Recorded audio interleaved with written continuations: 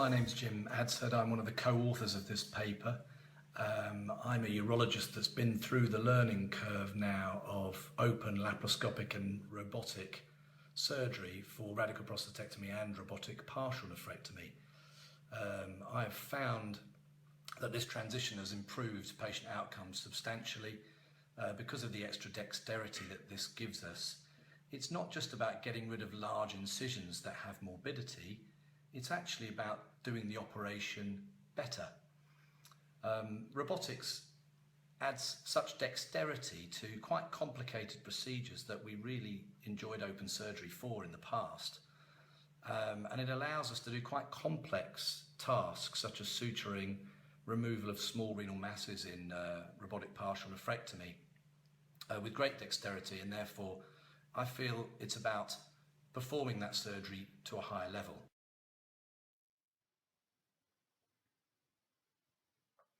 Establishing a robotic surgery capability requires a large upfront investment in the order of £1 million and incurs substantial running costs.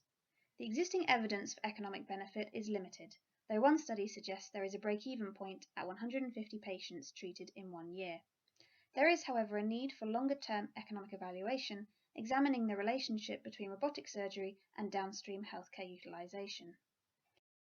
In this study, we analyse real-world hospital episode statistics from England to compare healthcare utilisation and costs following surgery with robotic, laparoscopic and traditional open surgery.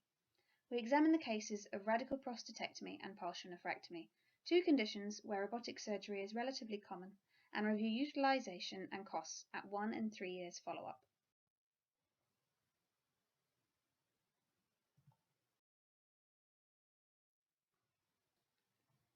In the 3 years following radical prostatectomy, patients operated with robotic surgery experienced significantly fewer inpatient admissions, as well as fewer total bed days and excess bed days.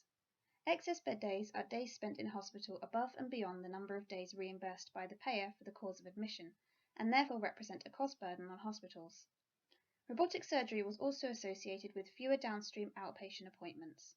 Together, these reductions in healthcare utilisation resulted in significantly lower inpatient and outpatient costs for patients treated with robotic surgery. The 1-year follow-up data gives some clues about robotic partial nephrectomy.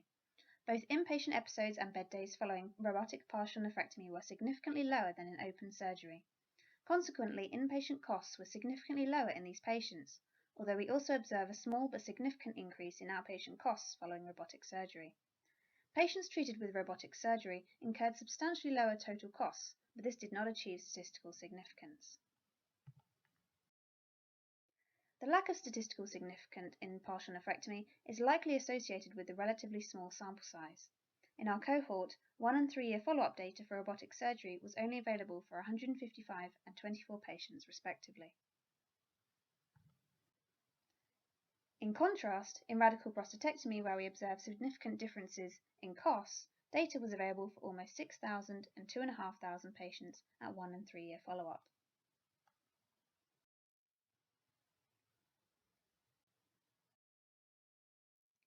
This analysis of real-world hospital data shows that robotic surgery is associated with significantly lower resource utilisation and healthcare costs than traditional open surgery in radical prostatectomy.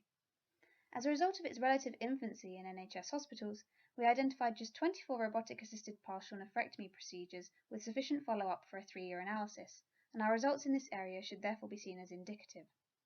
The magnitude of the savings suggests that the argument for robotic-assisted surgery may prove to be both clinically and financially persuasive to commissioners considering making an investment in the technology. To conclude, this study aimed to fill an evidence gap by using real-world observational data to assess the downstream costs associated with robotic versus open surgical approaches for the treatment of 2 common cancers in which robotic surgery is used in England. Our analysis suggests that there are substantial savings associated with robotic surgery. While other studies report reductions in the length of stay associated with the actual intervention, our work extends these analyses to indicate that there are substantial and statistically significant savings to be made in the 3 years after surgery. So this is the first time I think a paper's looked at downstream costs within a healthcare system, in this particular healthcare system, the NHS, where we've looked at how much a patient after they've had either an open procedure, a laparoscopic or a robotic, have cost the NHS in revisits, reoperations, inpatient and outpatient trips to their NHS hospitals after the procedure. And what we found is that there does seem to be a substantial saving that's important to take into account when looking at the whole economy of robotics. I don't think this has been done in any other area before, and I therefore think that it's going to be a useful addition to the literature with real data from the NHS to look at downstream costs.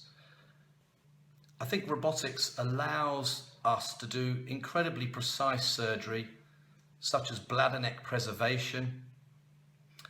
We can use intraoperative ultrasound to really accurately find out where a tumour is in the kidney before we remove it. And robotics allows the surgeon to have all of those tools at their fingertips during the procedure. This paper just adds to a little bit of the literature that's currently out there with regards to the overall treatment costs, rather than just concentrating on the upfront costs that we know are expensive with all new technologies.